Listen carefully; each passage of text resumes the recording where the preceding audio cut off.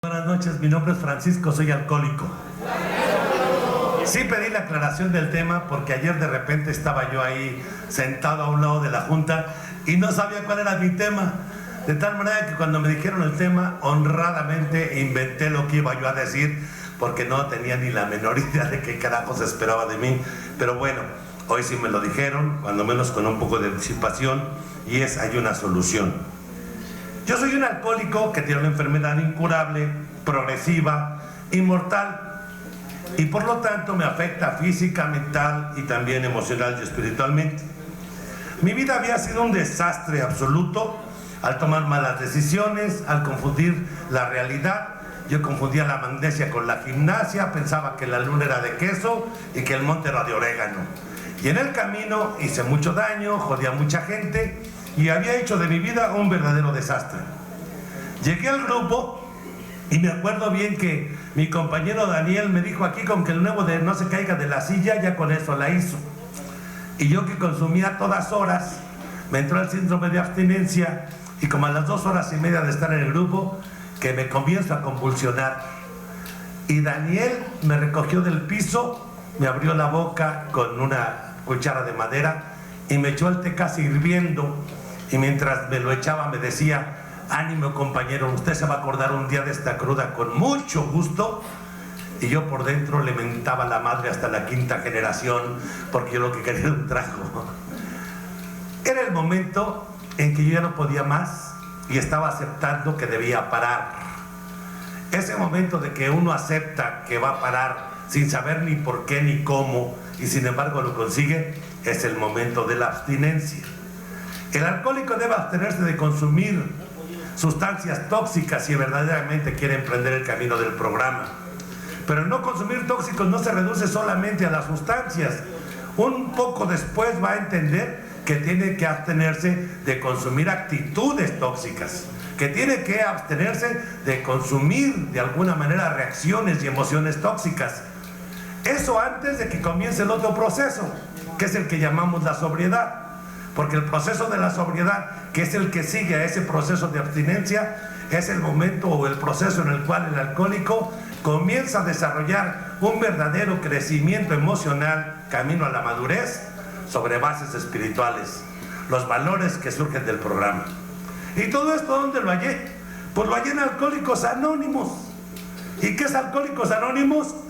Miren, pues es una comunidad de hombres y mujeres que comparten su mutua experiencia, fortaleza y esperanza para resolver su problema común y ayudar a otros a recuperarse del alcoholismo.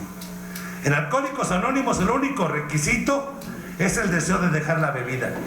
Y para ser miembro de Alcohólicos Anónimos no se pagan ni honorarios ni cuotas. Nos mantenemos con nuestras propias contribuciones. Alcohólicos Anónimos no está afiliada a ninguna secta religiosa, partido político, organización o institución alguna. No desea intervenir en controversias. No respalda ni se opone a ninguna causa. Nuestro objetivo primordial es mantenernos sobrios y ayudar a otros alcohólicos a alcanzar el estado de sobriedad. Este mismo enunciado se recita antes de cada junta en todas partes donde hay una junta de Alcohólicos Anónimos. Me encontré con Factor X y resulta que también me he encontrado con gente que como que les tiene recelo a las gentes de Factor X. Y hay a quien incluso se atreve a decir que esto no va a funcionar o que están fuera de quién sabe qué. Y ¿saben qué? Mientras se cumpla con el enunciado, yo creo que se cumple lo que decía el gran Bill W., que por cierto en el lenguaje del corazón afirmaba: si usted dice que es un miembro de AA, lo es, aunque el resto no lo reconozca. Y Bill W. lo decía: para ser miembro de AA, usted tiene que ser de la OSG, ni tiene que ser de 1 hora y media, o tiene que ser de 24 horas. Simplemente, si usted dice que usted es un alcohólico anónimo, usted lo es, y tiene derecho a hacerlo, sin importar la denominación que usted se quiera poner posteriormente. Y entonces, bajo esas condiciones, el enunciado que habla de que compartimos experiencia, fortaleza y esperanza, nos está llamando a una serie de consideraciones, porque la experiencia no es solamente la recopilación de lo vivido en bruto. sin la comprensión verdadera de qué ocurrió. Cuando hablamos de la experiencia, hablamos de que hay una comprensión de que el hecho estuvo bien o estuvo mal, tuvo un cierto significado, y yo lo comienzo a descubrir ese significado a medida que me ahondo en el programa, voy viendo mi historial y hago eso que se llama examen de conciencia. Y el examen de conciencia no se hace para descubrir que he cometido un chorro de faltas y que soy un hijo de tal por cual y que soy el peor de todos los peores, como si verdaderamente fuera yo tan terrorífico, sino el examen de conciencia se hace para ver cuál es tu grado de conciencia, para encontrarle significado a la realidad, para encontrarle significado a tus actos, para que te des cuenta si estás abandonando o no la realidad. Porque de nada nos sirve que alguien reconozca que es un hijo de la trompada si después de reconocerlo se vuelve a portar como hijo de la trompada, ¿no? Yo cuando escucho a un compañero que en la tribuna dice soy un hijo de Vital por cual Mauser, yo se lo creo, porque estoy dispuesto a creérselo.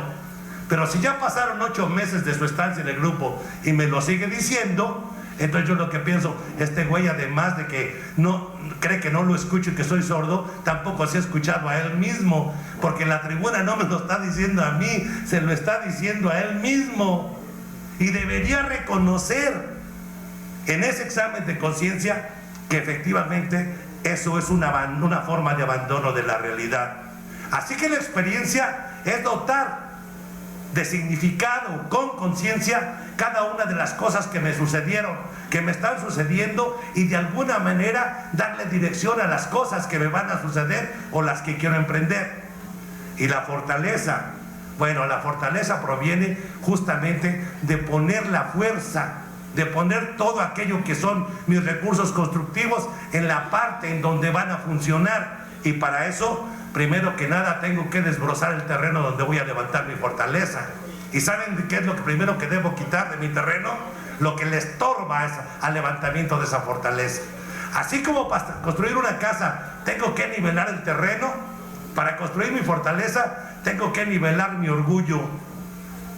Y tengo que quitar de allí toda esa cosa que está estorbando, que me hace tropezar, que de alguna u otra manera hace que las cosas no queden como deben quedar. ¡Uta, qué experiencia en el grupo, compañeros! Creí que ya entendí y quiero llegar a mi casa y aplicarle el programa a mi mujer. Y a mi mujer, que no es alcohólica, no le interesa el programa de Alcohólicos Anónimos. Y entonces yo me enojo, y entonces a lo mejor hasta quiero inventar ahí el pretexto para irme a beber de nuevo. Si soy capaz de nivelar mi orgullo, me daré cuenta que voy al programa no para que el mundo a mi alrededor se componga, sino para componerme yo, para que el que tenga la comprensión de esa realidad sea yo. Y ahí lo que me estorba es el orgullo, es el ego, que lo tenemos a veces hasta como contamos el historial. Ay, los alcohólicos, cómo nos gusta presumir de pendejadas, ¿a poco no? Y entonces a veces en la tribuna alguien dice algo y el que está abajo lo descalifica porque él quiere ser más loco que el que está arriba. Y el mismo que dijo el otro güey está loco, cuando se sube dice cosas iguales o peores que las que dijo el otro al que está criticando, porque nos gusta competir a veces por ver quién fue más terrible. Yo le pegué a mi mujer, no, pues yo violé a las 3 con las que me casé.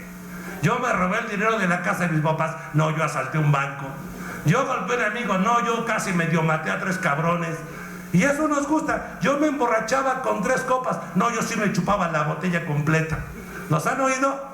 Cuando en el grupo de repente alguien que llegó porque quiere solucionar su problema y él cree que es un alcohólico, no faltamos los que decimos, se me hace que usted ni alcohólico es, se subió a la rueda de la fortuna y vino a dar Alcohólicos Anónimos. O sea, el que fue más pendejo está criticando al que no lo fue tanto.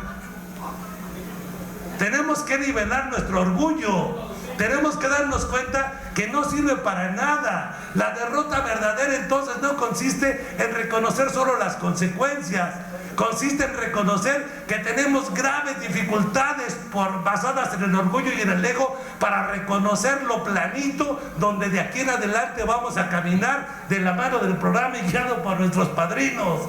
El orgullo tiene que cederle el paso a la construcción de la fortaleza. porque si no, cuando quieras sacar efectivamente la fuerza para vencer los problemas o las dificultades, te puedes tropezar con el ego, te puedes tropezar con el orgullo.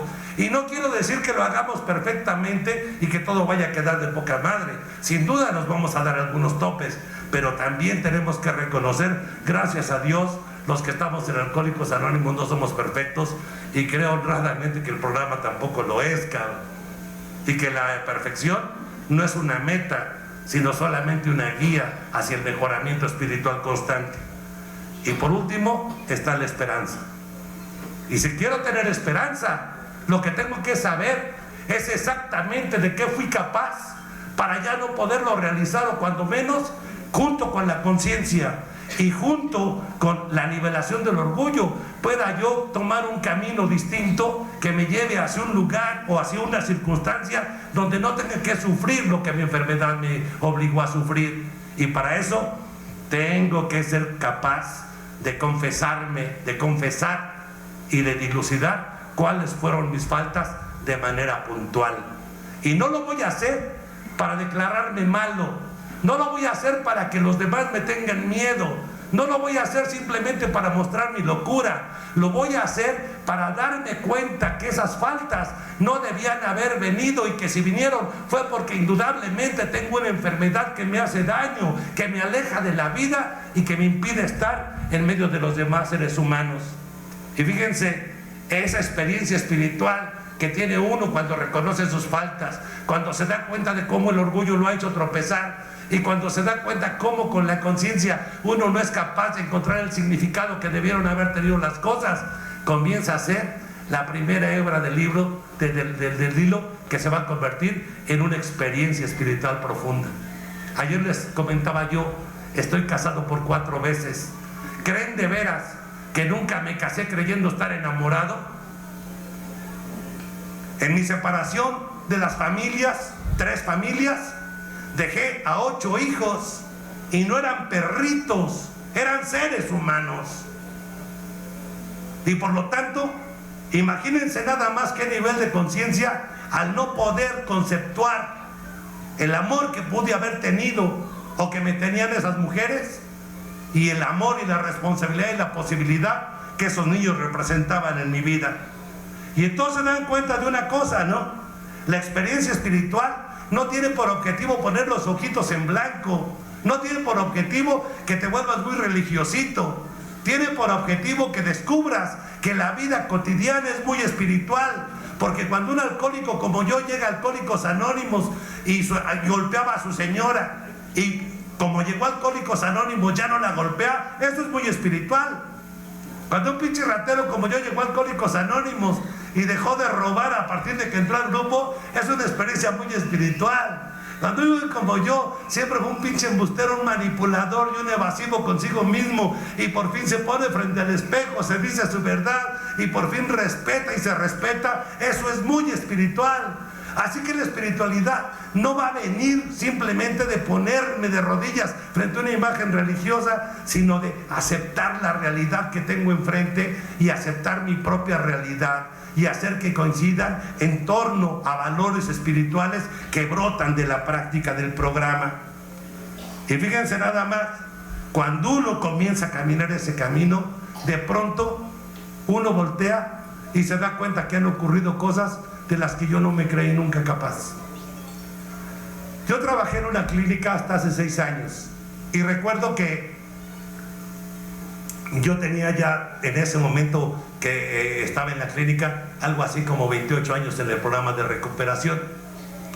Y un día llegó un muchacho que se llamaba, no sé, Juan Pérez, y cuando yo oí el nombre de Juan Pérez me acordé del Juan Pérez con el que yo armaba mis desmadres en mi barrio.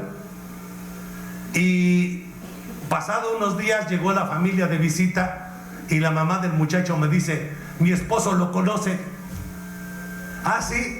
Sí, es Juan Pérez, el que andaba con usted en el desmadre del barrio. Pues mire qué casualidad que ahora viene su hijo aquí a la clínica. Dice, pero yo no sé si lo voy a sacar. ¿Por qué? Porque mi esposo Juan Pérez me dijo que lo conoce muy bien y que después de conocerlo sabe que usted es un pinche tranza mentiroso que nomás nos va a robar la lana y que no sabe ni madres de lo que está haciendo porque siempre fue un pinche impostor, y me recomendó que mejor lo quite de aquí porque con usted corre un serio peligro de que le rompa usted la madre a mi muchachito. Habían pasado más de 20 y tantos años y Juan Pérez seguía creyendo que yo era el mismo, güey. Es más, fue en ese momento que me di cuenta que efectivamente lo que decía Juan Pérez de mí era cierto. Sí, se había robado, sí, se había asaltado, sí, se había manipulado, sí, se había destruido. Pero también me di cuenta que hacía mucho que ya no. Créanmelo. Por eso yo a veces pienso, ay, ¿cómo le pedimos milagros a Dios, no? Mi mamá está enferma de una enfermedad terrible y voy a la iglesia a pedirle a Dios que la salve, porque de esta operación nomás se salva uno de cada 1000. Señor, salva a mi mamá en esta donde nomás se salva uno de cada 1000. O sea, salva a mi mamá y mata a los otros 999, ¿no? Pero lo pedimos con tanto fervor que quizá en ese momento Dios se conmueve y dice, mira, lo está haciendo con tanto fervor, está bien. Hoy en lugar de que se salve uno de cada 1000, que sean 2 con la mamá de este güey. Y entonces ese güey sale y dice, Dios, milagro, Dios me hizo el milagro. Por Dios, Él no hace milagros, Él hace lo que puede hacer. Para Dios conceder una vida es parte de su poder, parte de su naturaleza. Dios es todopoderoso, ya se nos olvidó. Lo puede hacer todo. Ese no es un milagro. Eso es solamente lo que Dios es capaz de hacer. Ah, pero que este cabrón que les habla, mentiroso, huevón, impositivo, neurótico, iracundo, pendejo, como le decía mi compañero, un día deje de hacer cosas que son pendejadas, que deje de madrear con su orgullo. Eso es un pinche milagro. Así que el milagro no ocurre cuando cuando Dios hace tu voluntad, sino cuando tú haces la voluntad de Dios. Así que si quieren milagros, se están tardando, cabrones. Y el primer milagro sería que mañana alguien dijera, ¿qué crees? Paquito ya se levanta a trabajar el güey y no la arma de pedo. Y van a decir las gentes, milagro, cabrón. ¿Qué crees? Que el Paco ya no se pelea cuando se contradice con alguien, y la gente va a decir, milagro, cabrón. ¿Qué crees? Que el pinche Paco ya no tranza a la gente y ya paga sus deudas. Milagro, cabrón, ¿no? Y entonces te das cuenta que los milagros ocurren cuando efectivamente dejas que esto, que es la realidad del programa, a partir del poder superior, obre sobre ti de tal manera que te des cuenta que el programa, el poder superior, han hecho para ti lo que tú no podías hacer por ti mismo. Y en ese terreno no hay soluciones a medias, compañeros. Nadie es medio alcohólico si en verdad lo es. Nadie está solamente medio recuperado. La verdad es que estás practicando el programa o no lo estás practicando. Pero además tienes el derecho de practicarlo como se te pegue tu gana. Mayo, abundan los compañeros en el grupo que juran que ellos se lo llevan nomás con el primer paso, ¿a poco no? Y regañan y regañan y regañan, como ahorita decía Oscar, a los compañeros que leen. En la mañana, no sé si era nomás para él o también para mí, pero nos gritaron, pinches sabios científicos, ¿no? Y a mí me dio mucha risa, porque dije, vaya, hasta que este güey ya se dio cuenta quién soy, ¿no? Pero la verdad es que a mí me resultaba muy divertido todo esto, porque imagínense alguien en un grupo repelando porque hay un sabio en el grupo. Puta, quisiéramos que hubiera uno en cada colonia, güey. Bueno, pues estos güeyes no quieren un sabio. Como les digo, efectivamente estamos al revés. Y entonces te das cuenta que eso que llamamos el crecimiento espiritual no tiene que ver con el desarrollo forzosamente de una creencia religiosa. Tiene que ver con un acercamiento a la realidad, donde la conmoción va a ser tan grande que cambien tus puntos de vista acerca de lo que la realidad significa. Cuando Rowland H., antes de Alcohólicos Anónimos, paciente del doctor Carl Jung, que lo iba a ver desde Nueva York hasta Viena, no sé cuánto se tardaría en barco porque no había aviones en ese momento, para ir a consultar al doctor Carl Jung por su necesidad de atender su alcoholismo, y que después de varios años de estarlo visitando, la verdad, doctor, ¿qué está ocurriendo conmigo? Y Carl Jung le dijo: usted padece una forma de enfermedad que se llama alcoholismo, que es terriblemente destructivo, y de una vez le advierto, no tarda mucho en que se le resplandezca el cerebro, y lo mejor será que se ponga 4 guardaespaldas, porque usted se va a romper la madre solito. Bueno, no le dijo que se iba a romper la madre, pero en vienés algo parecido. Y cuando Rowland H. le preguntó: entonces estoy desahuciado, Carl Jung le dijo: a los únicos que he visto componerse son algunos alcohólicos que sufren una experiencia espiritual profunda. ¿Qué significa eso? Que hay una conmoción total de sus puntos de vista, de sus creencias, de sus actitudes, de su manera de conducirse y de hacer las cosas, que los hace ver la vida de otra manera, con la perspectiva que la realidad requiere. Alcohólicos Anónimos consiguió eso, y entonces dan cuenta de una cosa: el método mediante el cual vamos a tener esa experiencia espiritual profunda son los 12 pasos de recuperación. Los 12 pasos de recuperación, donde lo primero es aceptar esa derrota basada en las consecuencias, donde lo segundo es la creencia en un poder superior, que yo, desde mi punto de vista, no creo que sea un paso religioso, sino profundamente espiritual, porque no está hablando de una religión, sino de una forma de ver la vida. Donde hay un tercer paso que te llama a pensar en tu enfermedad y a decidir cómo vas a actuar una vez que te das cuenta que allí está. Donde hay un cuarto paso que nos llama a hacer el inventario moral, para que no nos desprendamos de aquello que de todas maneras teníamos, que eran principios que podíamos defender y sostener, porque no solamente éramos sobrevivientes, sino que queríamos vivir de la mejor manera a pesar de que estábamos enfermos. Un quinto paso, donde confiamos en otro ser humano, sabiendo que eso que es el poder superior, formado por la realidad, los valores del grupo y el propósito, Dios, si tú lo quieres, puede tener para nosotros la fortaleza para poder enfrentar eso. Y entonces llegamos al sexto y al séptimo paso con nuestros defectos de carácter, y al octavo y al noveno para la reparación de daños, al décimo precioso para ir consolidando el avance cada vez, y al onceavo, que es una forma de agradecimiento, y el doceavo, que es toda una filosofía de vida y una forma de compartir. Y allí está la palabra clave de nuestro programa. ¿Saben qué es lo que tenemos de diferente? Que compartimos, güey. Un día Bill W. estaba con el doctor Silkworth queriendo dejar de beber. Ya había ido varias veces, y el doctor Silkworth le decía: tienes que hacer esto y tienes que hacer esto, Bill. Pero Bill no podía, hasta que un día, perdido por allí haciendo ginebra en su bañera, llegó Evi, su amigo de las borracheras del pasado, y Bill W. dijo: que a toda madre que va a venir Evi, ahorita nos vamos a poner una de aquellas. Y cuando recibe a Evi, resulta que Evi le dice: yo no bebo. Y cuando Bill le pregunta por qué no, Evi le dice: tengo religión. Y entonces Bill W. pensó: este güey ya se volvió loco. Pero lo que Evi le dijo no fue: esto es lo que tienes que hacer. Lo que Evi le dijo fue: esto es lo que yo he hecho. Y en ese momento era una cuestión de ir a los grupos Sox porque eran religiosos, pero Bill W. no creía en Dios, era un agnóstico cuando menos. Sin embargo, puesto que a Evi le había servido, él podía probar la receta.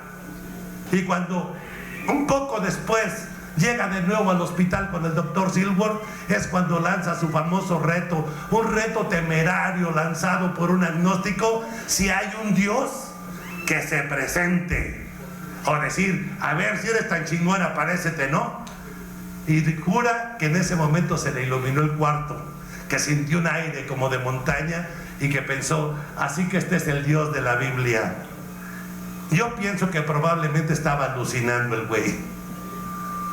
Pero el doctor Silkworth fue lo suficientemente generoso para no decirle: ya te estás volviendo loco, sino que a la mañana siguiente, porque Bill jura que se le fue la obsesión después de eso, lo encuentra relajadito y con mejor cara, y le dice el doctor Silkworth: ¿qué te pasó? Bill le cuenta lo que le ocurrió, y el doctor Silkworth, que era un hombre muy inteligente, le dice: si es lo único que tienes, agárrate de ahí. Y Bill dejó de beber. Sin embargo, comenzó a hacer todo lo necesario cada que se encontraba con un borracho para ver si podían tener la misma experiencia espiritual. Y por supuesto que no lo consiguió.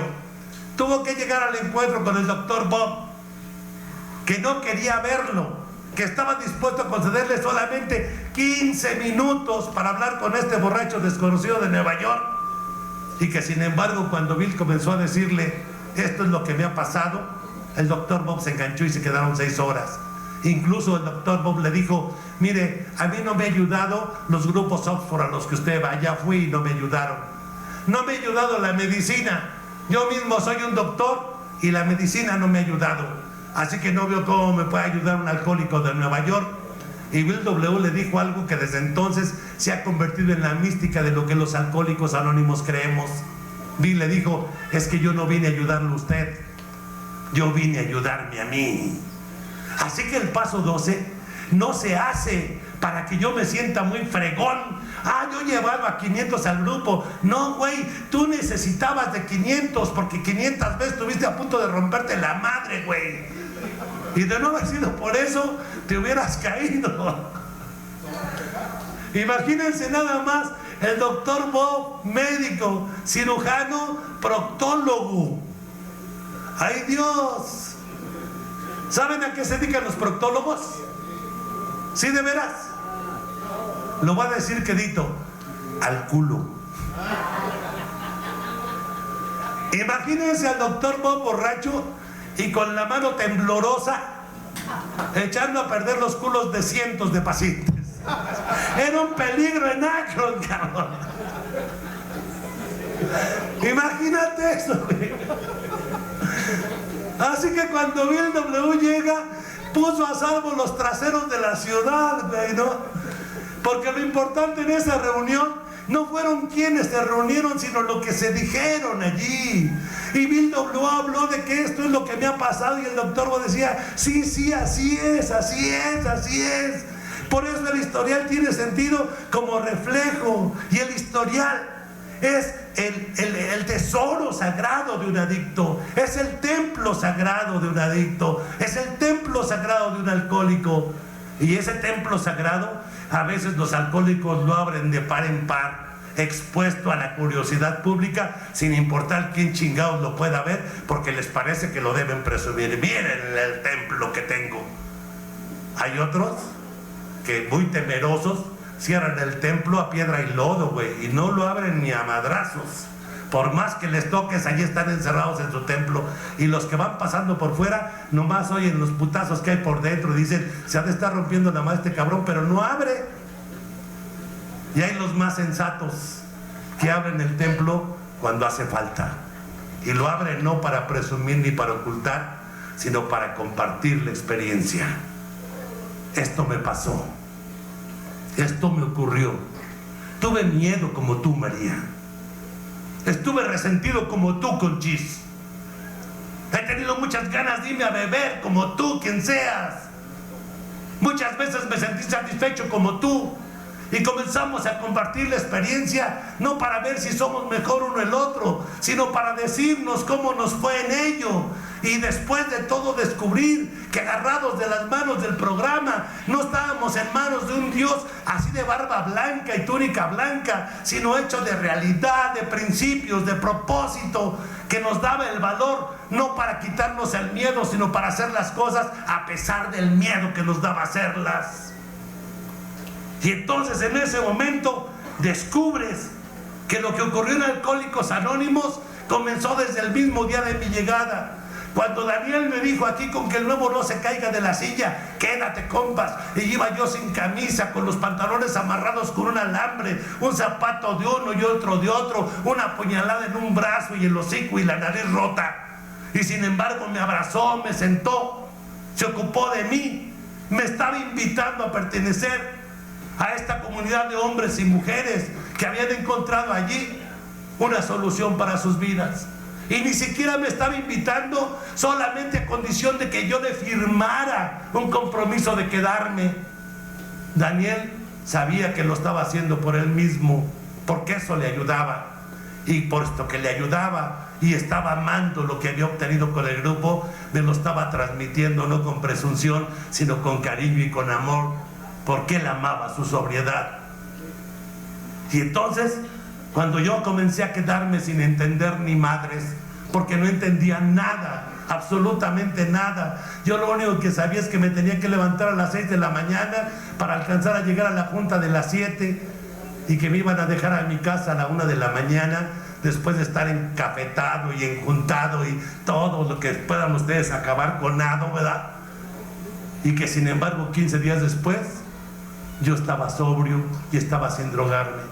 Me lo había rogado mi madre, me lo habían rogado las mujeres de mi familia, me lo habían rogado mis hijos, me lo había pedido mi patrón, me había amenazado la policía en México y yo no conseguía dejar de beber.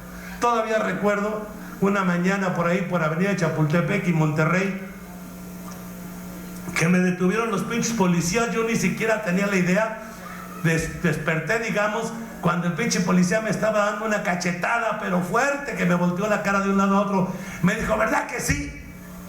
Y yo dije, ay, güey, ¿de qué se trata? ¿Sí o no? ¿Sí o no? Y me dio la cachetada, dije, sí. Y cuando me dijo, ¿sí qué? ¡Pum! Me da la cachetada, le dije, no, ¿qué? Decídase, güey. Porque yo no sabía cómo reaccionar. Yo nomás me dejaba golpear. Y ahora resulta que estaba yo ahí en un grupo siendo invitado a recuperarme. Que yo la atendiera o no era diferente, pero ese grupo tenía algo más. No solamente me estaban invitando, sabían a quién estaban invitando, sabían que yo era un alcohólico. No estaban esperando que yo les fuera a decir mentiras, sabían que se las iba a decir. Es más, sabían qué clase de mentiras les iba a decir, porque los alcohólicos le adivinan el pensamiento al nuevito que llega, ¿a poco no? Porque el nuevito que llega cree de veras que es lo que su alcoholismo le ha dicho que es. Y cuando llega al grupo y le hablan de Dios, él dice, entonces no soy yo. Y por eso el arma de tos. Y muchos, cuando se dan cuenta que no pueden ser Dios, quieren ser aunque sea el diablo. Y lo único que consiguen es convertirse en pobres diablos. Y entonces lo que tenemos que entender es que esa invitación fue hecha sin ningún constreñimiento. No tenía que aceptarla. Estaba en mí decidirlo sí o no, y estaba derivándose y anclado en mi propia necesidad. Pero después, así como muy extrañamente, no me hablaron de irle a pagar las cuentas a mi acreedor, no me hablaron de ir de nada más. Lo único que me pidieron fue dejar de beber y dejar de drogarme. Y fíjense, el consumo de alcohol y el consumo de drogas no son más que la punta del iceberg de males más profundos, que esa es la verdadera adicción. Bueno, en los grupos tratamos el síntoma primero, ¿ok? Así que no sé qué vayas a acabar siendo, ¿sí? Si bailarín del Chip and Dale, monje cartujo, excursionista al Himalaya, buzo en los mares del Caribe, no sé qué vais a acabar haciendo. Lo que sí estoy seguro es que antes de eso tienes que dejar de consumir drogas y de beber alcohol. Y una vez que lo consigas, bueno, ya estaremos seguros que estamos en el camino. Los síntomas primeros, y más todavía, de todos los pasos, solamente el primero habla de la adicción y del alcohol. Todos los demás hablan del adelantamiento espiritual constante. 3 pasos están dedicados a los demás: el quinto, el noveno y el 12avo. Todos los demás son del alcohólico para él mismo. Y el cambio va a ser el cambio interno, ese que te permite ver las cosas de maneras diferentes, eso que te hace actuar de manera diferente. ¿Qué más había pasado? Me comprendían, cuando menos eso decían. Entendían lo que había pasado conmigo y tenían una gran comprensión, pero no eran indulgentes ni de broma, güey. Eran así como el Oscar, ¿no? Que de ¡bum! Como van las pinches cosas, y uno se lo agradece al güey, ¿no? ¿Por qué? Porque yo quería poner enfrente de nuevo mis pretextos. Es que la culpa es de mi mamá, es que la culpa es de mi papá, es que la culpa es de mi vieja, es que soy muy pobre, es que soy muy feo, es que soy muy inteligente, estoy muy pendejo, hasta que me dijeron, ya, déjate de pretextos, y siempre me volvían a la realidad y no me daban chance de esa situación. ¿Y qué más ocurrió? No dejaban de hablarme del programa. ¿Se han fijado, las familias sobre todo, con qué entusiasmo hablamos del programa? Ya quisieran las señoras que su viejo hablara de ellas como habla de su padrino, cabrón. Mi padrino es una chingonería, putz. Es de buena onda mi padrino, no hombre, es chingón mi padrino. Y mientras a la señora la trata con la punta del pie, está elevando al padrino. Por eso es que las señoras se ponen nerviosas, güey. Pero luego el alcohólico lo agrava cuando de alguna manera pondera en más al padrino y al grupo que a la propia casa y a la familia. Bueno, pues porque todavía no entiende que no hay nada que esté en un plano diferente del otro. Simplemente son lugares distintos de la misma actividad y de la misma situación. Y entonces te das cuenta, llega el momento en que yo he escuchado a muchos de mis compañeros: ustedes son mi verdadera familia. Mi verdadera familia está aquí. Yo aquí me siento de verdad como en familia, no allá. Hasta que alguien viene y te aclara: no somos tu familia, cabrón, somos tu grupo. Aquí no te pedimos que pagues la renta tú solo, ni el gas, ni que le compres zapatos a los niños, ni que traigas la despensa. Te pedimos séptima, güey. Tu familia es aquella, no te hagas pendejo. ¿Estamos de acuerdo? Y entonces te das cuenta, el alcohólico comienza a poner los pies en la realidad, porque de alguna manera ocurre eso que también nos ocurrió a todos. No es que llegáramos y nos volviéramos buenitos, comprensivos, tolerantes, trabajadores. No, fue un proceso en donde tuvimos que vaciarnos de lo que veníamos llenos para comenzar a llenarnos de lo que el programa me podía dar. Y más importante que ser muy honesto era dejar de ser deshonesto, güey. Y más importante que comenzarte a convertir en alguien muy honrado era que dejaras de robar y de decir mentiras. Y más importante que tener un trabajo bien fregón es que dejaras de huevonear. Y más importante que te hicieras cargo de toda tu familia era que dejaras de ser irresponsable. Y entonces el proceso camina así. No voy a saber hasta dónde vas a llegar porque eso depende de ti, pero vamos platicando de qué es lo que te estorba. Abandona eso, comienza a sacarlo precisamente para que lo otro tenga posibilidad de entrar. Compañeros, si ahorita en este momento yo quisiera tomarme un café en este vaso y no saco primero el agua que tiene el vaso y le echo encima el café que tengo allí, el pinche café se va a aguadar. Date cuenta, cuando echas cosas valiosas en un recipiente jodido, lo valioso se aceda, se echa a perder. Y el recipiente, adivinen quién es. El recipiente somos nosotros. Por eso hay que decírnoslo, ¿no? Líbrate de los resentimientos, te hace daño. No permite que entre lo que sí necesitas. No permite que seas capaz del perdón. Líbrate del rencor y del miedo, porque eso no permite que entre lo que sí necesitas, que es el amor y la situación de vivir tranquilo. Líbrate de las malos deseos, todo ese rollo. Ay, los apegos cómo joden, ¿no? Ótale, las dependencias de todo tipo. Y entonces la solución es esto que Alcohólicos Anónimos me proponían. Un programa de 12 pasos que además está re facilito. ¿A poco no? Primer paso, yo no puedo. Segundo paso, el poder superior puede. Tercer paso, pues no sea pendejo, deje que el poder superior le ayude. Cuarto paso, ¿quién soy? Quinto paso, este soy. Sexto paso, ¿qué me estorba o no me gusta? Séptimo paso, pues lo quito, lo compongo. Octavo paso, ¿cuánto debo? Noveno paso, lo pago. Décimo paso, ¿cómo voy? Onceavo paso, gracias Señor. Y doceavo paso, está de poca madre, vamos a compartirlo con lo demás. ¿Eso es difícil? No me friegue, porque si me dicen que eso es difícil, entonces, como decía Oscar, no solamente son alcohólicos, sino que tienen un pinche problema cerebral muy grande, cabrón. El programa es sencillo, pero hay que practicarlo. El programa te está llamando no a que dramáticamente luches contra tu naturaleza y contra tus instintos desbocados. No, el programa te está llamando a ya para de hacerte pendejo, por favor. Comienza a ver la realidad con ojos nuevos. No estás solo para hacerlo. Aquí hay gente que yo la ha vivido. Aquí hay un programa que es un instructivo. Aquí están las posibilidades hasta de equivocarse. Pero por favor, no andes buscando soluciones mágicas Qué tentación de tener la solución mágica para que solamente con decir ese mantra, acudir a ese lugar o con esta situación, yo ya no tenga que hacer nada para resolver todos mis problemas. Y la mala noticia es, ¿sabes qué? Nos estamos recuperando no para alcanzar la perfección y la seguridad absoluta, nos estamos recuperando para responder al reto de vivir, para responder al reto de pensar y de alguna manera, para viviendo con esos principios espirituales, elegir y después de elegir, vivir y aceptar las consecuencias que se deriven de nuestra elección. Si alguien me pregunta, para mí esa es la verdadera definición de crecimiento emocional. Tengo unos principios, estoy puesto en la realidad y elijo. Y una vez que elijo, corro con las consecuencias. Y no la voy a armar de tos porque fue mi decisión. Fíjense nada más, cuando yo pienso todo esto, digo, Alcohólicos Anónimos me enseñó a caminar con confianza, con responsabilidad y con libertad alrededor de mi vida, junto con todo mi historial. Y no tuvo que convertirse algo así como en lo único y más maravilloso que yo necesitaba.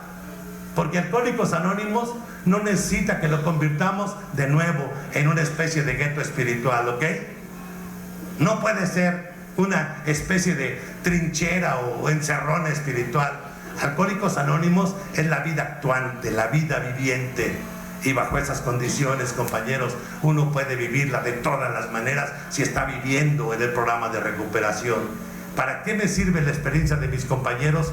Para verme en ellos, para descubrir en ellos lo que no he descubierto en mí mismo, para encontrar en ellos lo que no he encontrado en mí mismo y para mostrarles también lo que yo tengo en un momento determinado para que se reflejen en mí y que ambos nos convirtamos en un mejor ser humano cada vez.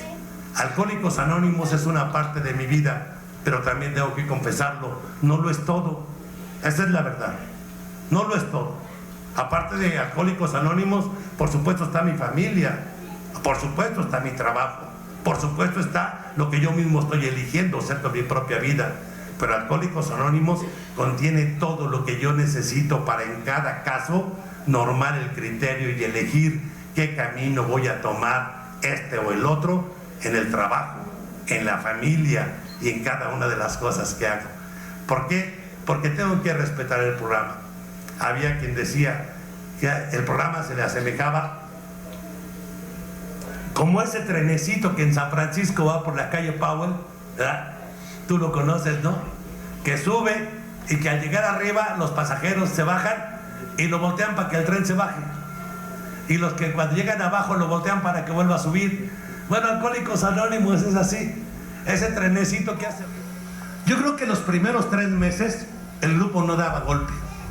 Nos subíamos a la tribuna con nuestra solemnidad, de explicarles nuestro historial y lo que habíamos sufrido y cómo habíamos encontrado. Y los pinches escuincles no nos pelaban, cabrón. Nomás agarraban los chocolates y se aventaban bolitas de papel y se picaban el trasero y todo. Y hacían un pinche escándalo y no nos pelaban. Me acuerdo que le dije a mi compañero Raimundo, esto no está funcionando, güey. Me dijo, ¿qué? ¿Crees que nos van a tener confianza nomás porque estamos muy recuperados? Son niños de la calle, güey. Aprendieron a desconfiar de todos. Pero el hecho de que estén allí sin que se salgan, quiere decir que están oyendo. ¿Sabes cuándo vamos a darnos cuenta que ya escucharon? ¿Cuándo? Cuando el primero de ellos se suba a la tribuna y nos miente la madre. Dicho y hecho, pasó como una semana y el más grande, el lidercillo del grupo, levantó la mano, aleluya. Y entonces cuando se levanta el güey, se sube a la tribuna y dice, yo nomás me subí a decirles que ya me tienen hasta la madre, pinches viejos hijos de su cabrona madre. Y se bajó y Raimundo me pega con el codo y dice, ya la hicimos, güey. Porque los alcohólicos solemos reaccionar así a las cosas, ¿estamos de acuerdo? Y efectivamente ya la hicimos. Eso fue por el mes de marzo. Junto con esos niños de la primera camada, llegó un chiquito. El antropólogo dijo que tenía 8 años. El psicólogo dijo que lo habían abandonado en la calle a los 3. ¿Qué se necesita para abandonar a un niño de 3 años en la calle? ¿Qué falta pudo haber cometido un niño de 3 años para merecer ser abandonado en la calle? ¿Qué desgracia pudo haber traído un niño de 3 años para merecer el rechazo que lo mandó a la calle? Y la respuesta es ninguno. La verdad es que al niño lo abandonó en la calle una mujer que se moría de miedo, que no supo entender porque no tenía con qué, quizá, que ese niño representaba una esperanza en su vida y que no era un estorbo ni una desgracia, sino la vida respondiendo, pero lo abandonó en la calle. Y el niño tuvo para su alojamiento las terminales del metro, las casas abandonadas, los baldíos. El niño tuvo para su comida la comida podrida que abandonan en los restaurantes de lujo de la Ciudad de México. El niño tuvo para su amor el amor ríspido y violento de los niños de la calle. Y para su miedo, el niño tenía tiner, cemento, marihuana. El mes de noviembre, 8 meses después de que habíamos abierto el grupo, un día ese niño de 8 años me dijo: ¿puedo platicar contigo? Quiero platicar muchas de las cosas que me pasaron. Y allí estaba yo, de traje y corbata, de más de 40 años, enfrente de un niño de la calle que comenzó a contarme su historial. Y yo les juro una cosa: no he escuchado ningún historial más violento y más cabrón que el de los niños de la calle, porque son niños, porque no pueden defenderse, porque nadie los toma en serio. Así que no me vengan a espantar con historiales de pulga y piojo, cuando el verdadero sufrimiento estuvo allí, cabrón, con alguien que no tenía ni lo más mínimo para defenderse. Y me comenzó a platicar. ¿Saben a cuántos asesinatos había asistido este niño? ¿Saben cuántos narcotraficantes lo usaban para llevar la droga y lo amenazaban con que si la perdían lo iban a matar? ¿Saben cuántas veces lo habían violado? Si a veces ocurría casi diario, cabrón. Y los que lo violaban no eran niños de la calle, eran güeyes muy bien vestidos en un coche último modelo. Allí estaba este niño que, por cierto, nunca lo oí hablar mal de su mamá y de su papá. Y me comenzó a contar, y yo no paraba de llorar junto con él. Y me di cuenta que yo, de más de 45 años, y el niño de 8, teníamos un corazón que sentía, cabrón.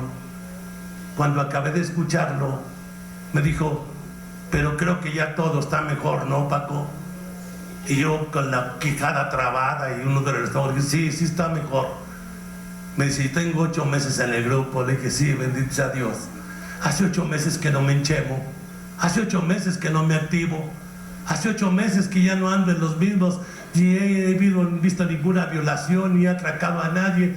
¿Verdad que ya estoy bien, Paco? Sí, ya estás bien.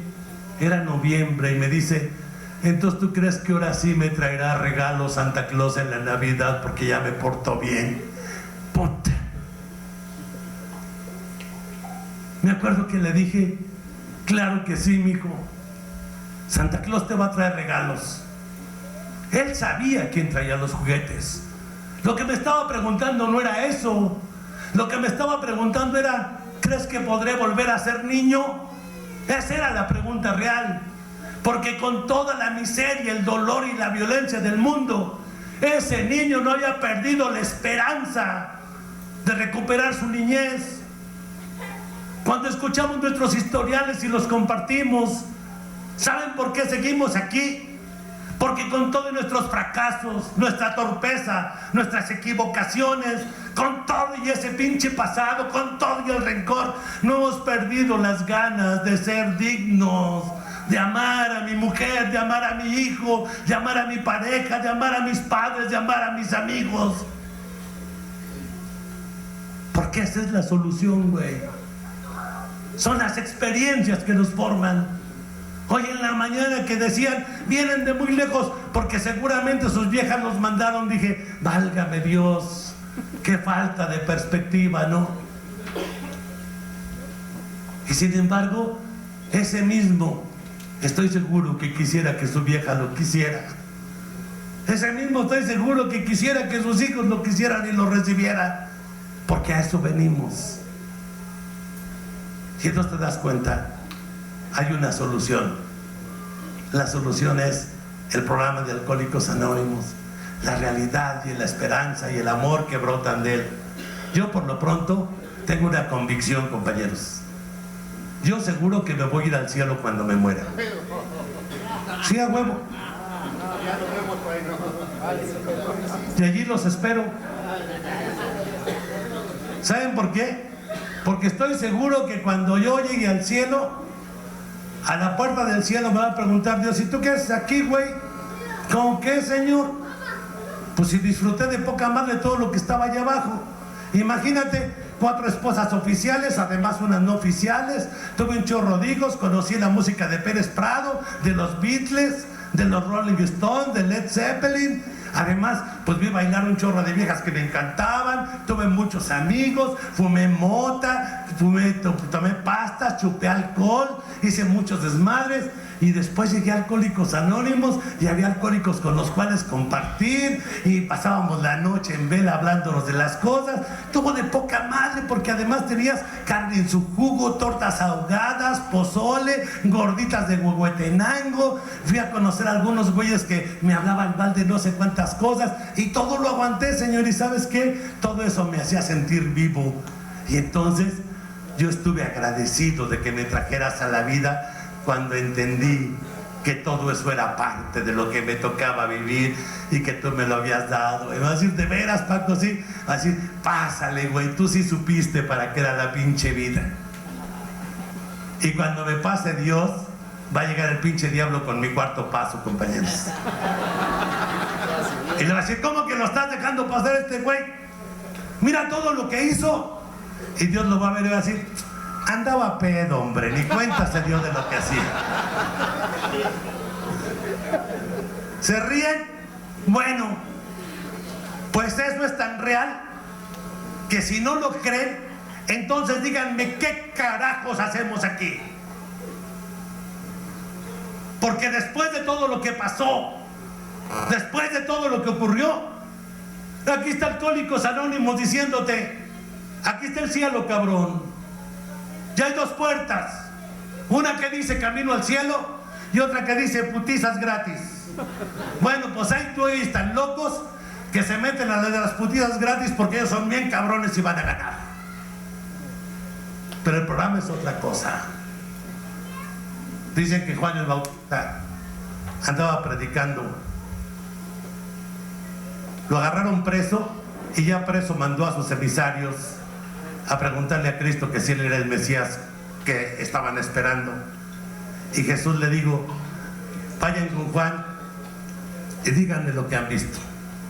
Díganles que aquí los enfermos sanan, los cojos caminan, los ciegos ven, los muertos se levantan y se reparte la buena nueva. Si alguien me pregunta qué es Factor X, que son los locales de Carlitos y de Agustín, que Dios los bendiga mucho, cabrón, yo le diría: son los lugares donde los ciegos ven, donde los cojos caminan, donde muchos que están muertos se levantan y donde continúa repartiéndose la buena nueva. Estos somos. Hay una solución. Sí podemos. ¿Aceptamos el reto o nos rajamos porque a veces creemos que no podemos al olvidarnos de quiénes somos?